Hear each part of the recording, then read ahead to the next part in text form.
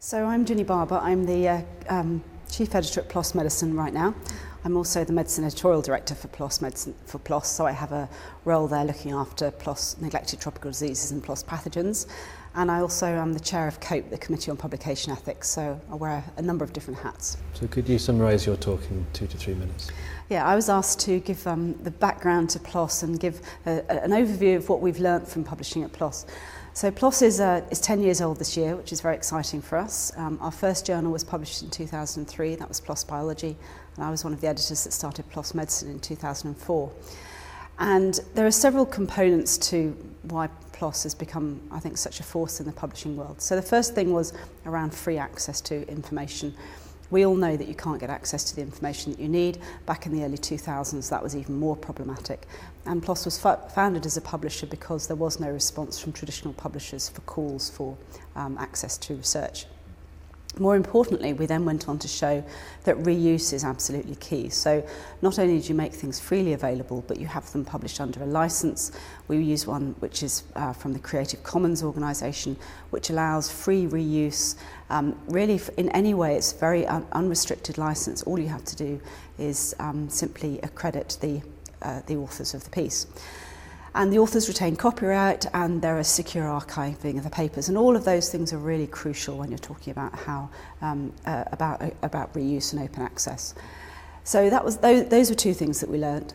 The third thing really was around editorial criteria. So we have 7 journals right now, and they have different types of criteria. The one that I work for mostly is very selective, but we also have, as part of that, a very ethical stance to publishing. We've taken a campaigning position in a number of different areas, and we've shown that that's completely compatible with open access publishing. It was very important at the beginning to establish the credibility of open access publishing and to show that it was actually something that authors could have confidence in.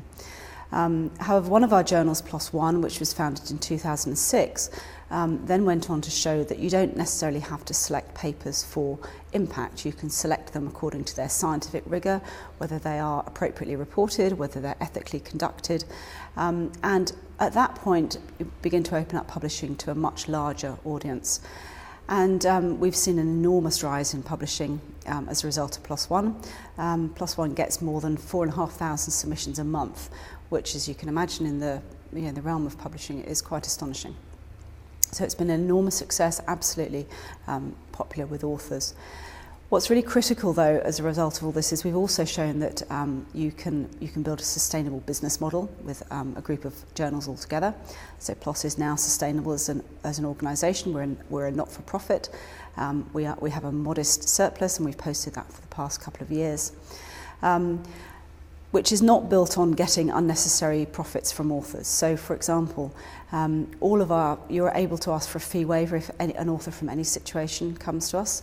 And what we ask authors about the fee waiver, but they're able to get it without any problems. And that really, I think, addresses the issue that people were very concerned about, that you might turn essentially the inability to access papers into inability to pay. We've set out very clearly that editorial criteria are the only reason to publish, and as an editor, for example, I have no access to the knowledge about whether or not authors publish. So those were sort of the building blocks of what we did.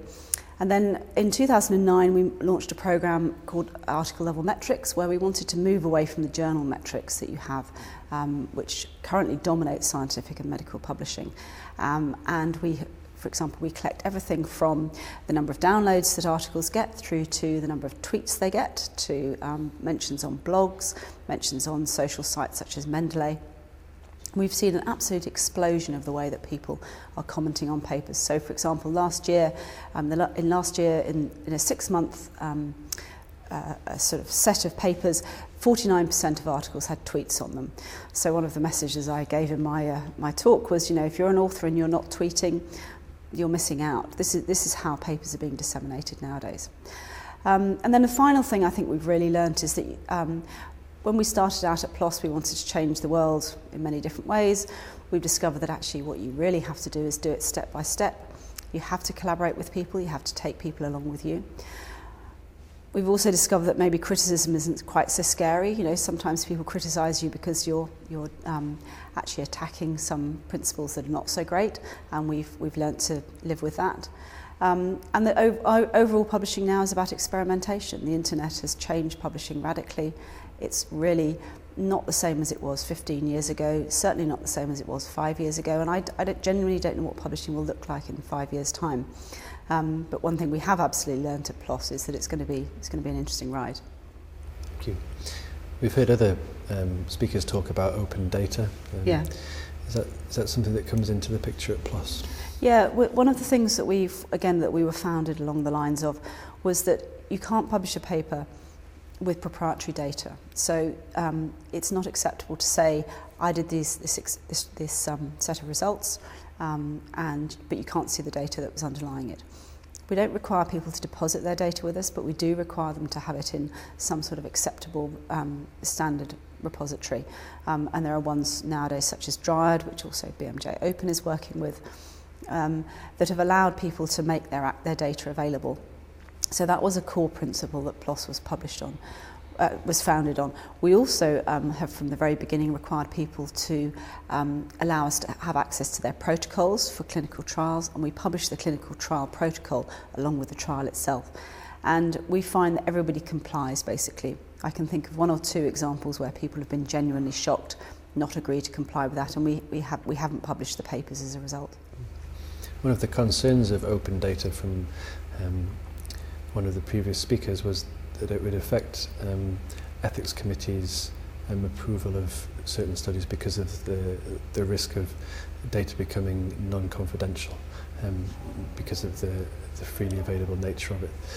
Is that something you've come up against at PLOS?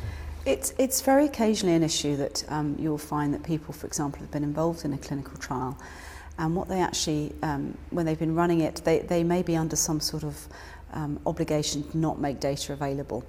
Now, we're not talking about posting individual patient data on the internet. This is not what this is about. This is about allowing people who are genuinely interested in the paper results to be able to access data in such a way that they can replicate what was done before. There are big issues around patient confidentiality and around data availability in that context, but it is not something that's insurmountable right now.